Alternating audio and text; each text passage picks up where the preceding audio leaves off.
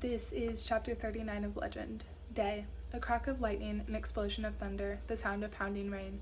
Somewhere far away, the wailing of flood sirens. I open my eyes and squint at the water falling into them.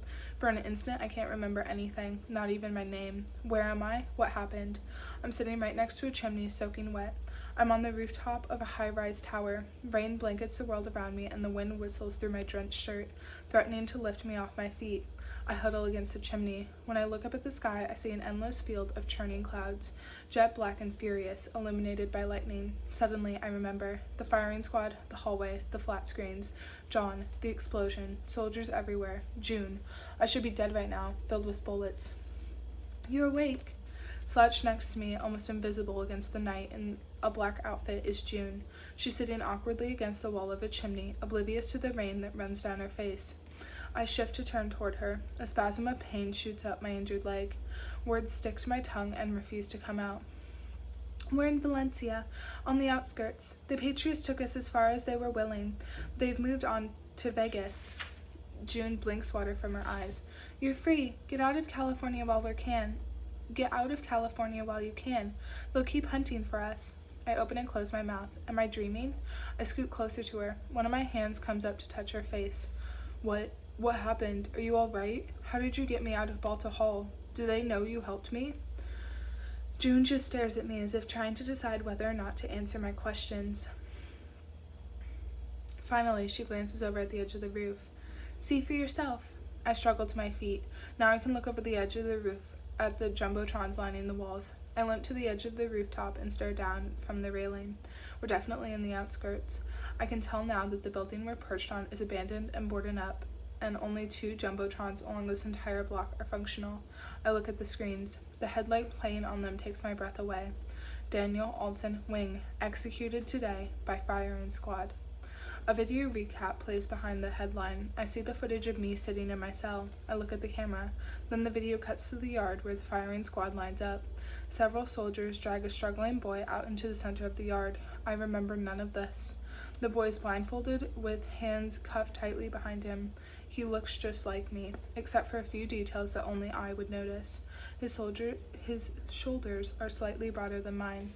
He walks with what looks like a fake limp, and his mouth looks more like my father's than my mother's. I squint through the rain. It can't be. The boy stops in the center of the yard.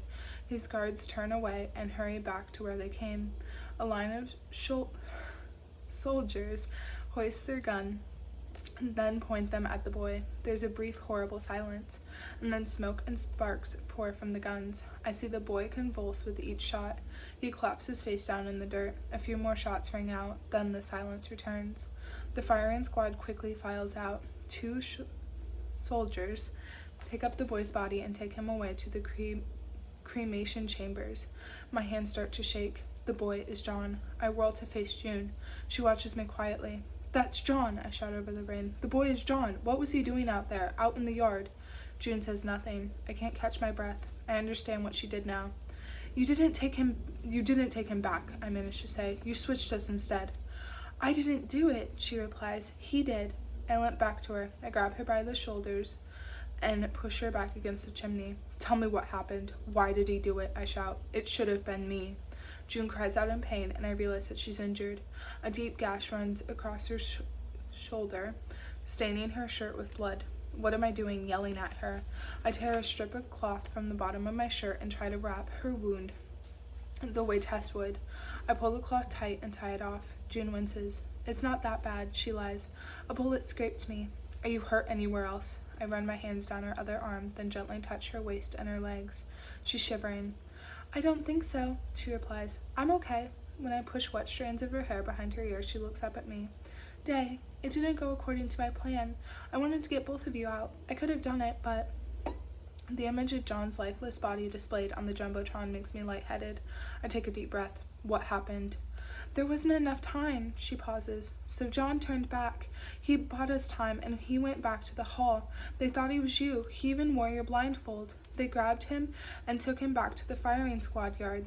She shakes her head again. But the Republic must know by now that they made a mistake. You have to run, Day, while you can. Tears stream down my cheeks. I don't care. I kneel in front of June and clutch my head in both hands and sink to the floor.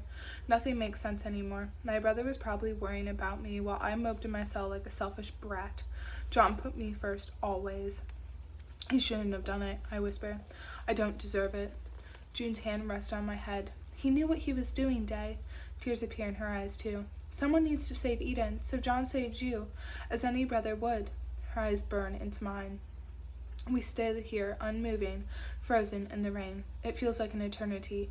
I remember the night that set this all in motion, the night I saw the soldiers mark my mother's door. If I hadn't gone to that hospital, if I hadn't crossed paths with June's brother, if I'd found a plague cure somewhere else, would things be different? Would my mother and John still be alive? Would Eden be safe?